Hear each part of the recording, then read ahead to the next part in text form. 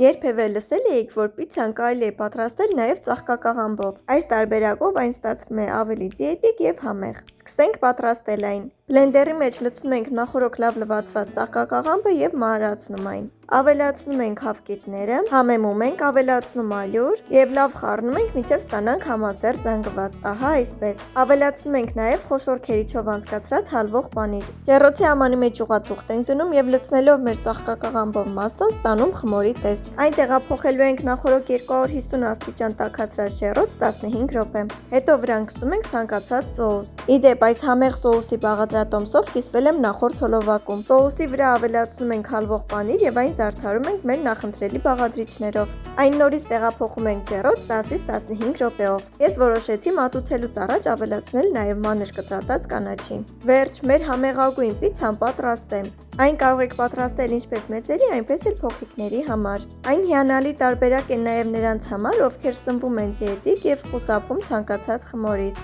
Դե ինչ, արդեն կարելի է կտրատել և մատուցել մեր պիցցան։ Այն կարելի է մատուցել ինչպես տաք, այնպես էլ սառը վիճակում։ Իսկ դուք չմոռանաք միանալ ինձ նման հեշտ ու համեղ բաղադրատոմսեր գտնելու համար։ Նաև պահպանեք բաղադրատոմսը, պատրաստեք և վայելեք այն։ Այն ծաղկակաղամբով նոր ուտեստ փորձելու հիանալի տարբերակ է։ Բարի ախորժակ։